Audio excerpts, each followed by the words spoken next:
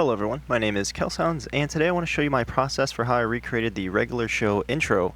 One of my favorite shows, especially, there's an episode where I'm sorry, I'm just going to go off a little rant here, but there's an episode where they have this keyboard and they call it the Power. And one time when I was in college, I had this MIDI keyboard with me because I was still like making music while I was in college.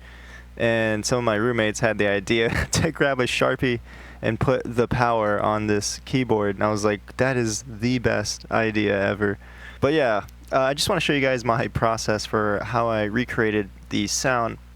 Of course, for copyright purposes, I'm not going to play the original sound because I don't want to get copyright strike. But that original intro from the intro of the video is actually this recreation that I made. And then just to kind of boost it a little bit, I gave it a little bit of OTT, a shifter, and a limiter just to kind of boost it in volume a little bit. And then I have my own version of it where I thought it'd be kind of cool to put my own little twist on it, which was this part. And these samples are from, well, except for the click sound, these samples, these two hits are from my recent sample pack that I created, which was the Janitorial Sound Design sample pack. So as you can see, the names, this is a dustpan. It basically had a dustpan, and I hit it with the broom inside of a kitchen. So yeah, that's what that is. And then the second one is keys walking in hallway. Okay, I did quite a bit of processing on that to get that sound, because originally it doesn't sound like that. But yeah, this is just from the sample pack that I created. And then of course the faceplant preset I actually want to show you in the original track here. As you can see, I added a little bit of overdrive after everything, but I did some automation with a filter cutoff, ladder filter, and so I just assigned that to a slot, and then I configured it and did some automation with it.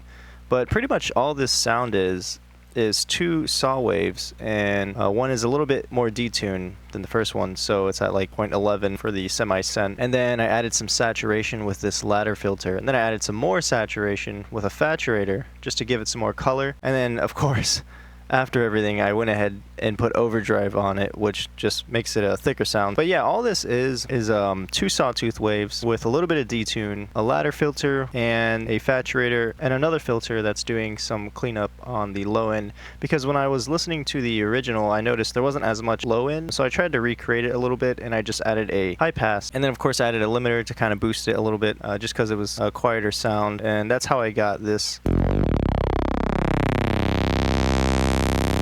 intro sound. And then for the original, I think it's like it's like trying to recreate some sort of TV turning on effect. So that's what I tried to do with a kick drum and a hi-hat click here.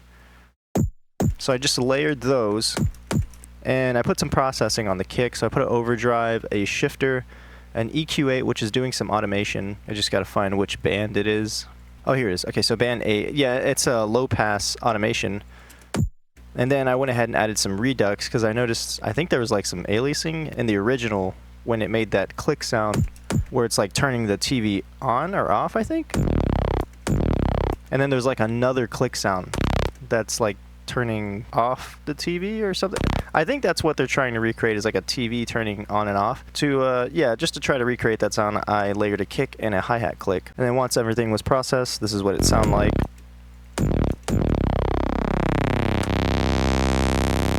And then for the click, I just dragged and dropped it inside of the audio track. Actually, honestly, I think I used one of Ableton's hi-hat clicks.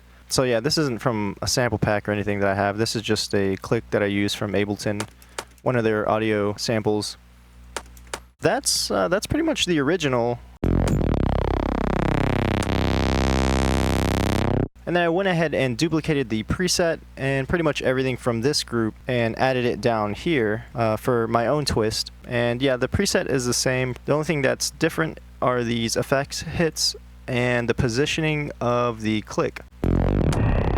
Okay, so you can't even really hear the click there. Having it there doesn't even really matter, but what I wanted once the recording was over this little part here, I wanted to kind of recreate a TV turning off. So I have the click from the original track, and I just did a little bit of post-processing here. So what I did to get that effect, where it's like turning off, I automated inside of this group the course on a shifter, and then I automated the redux, or Ableton's redux. So I'll just go ahead and show you the automations. This first one is the redux turning on, because I didn't want it on throughout the whole recording, only for that little bit. And then the second automation right here is for the rate of our redux. And I have the bits at 8. And then this third automation right here is the course on the shifter. So it just pitches down. I have it pitching up first and then going down. So it creates that high frequency noise. And that's pretty much how I recreated the TV sound switch effect thing. And then of course, like I was showing you guys earlier, I just dragged and dropped these samples from my janitorial sound design sample pack and mixed them with the sound. For this first hit right here, this sound, that is, there's no processing going on there. I just did a little bit of a fade at the beginning of the sample. And then for this second one, this effects noise,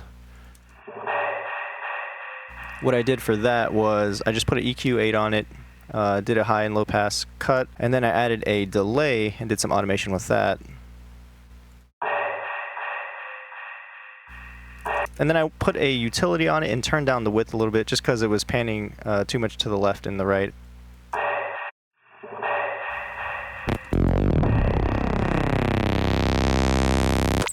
But yeah, that is how I recreated the original sound from the regular show intro, and then I went ahead and also put my own twist on it. I hope you guys enjoyed. If you want to download this project file, it's going to be available for my Sound Squad subscribers, so if you want to go ahead and check that out, you can.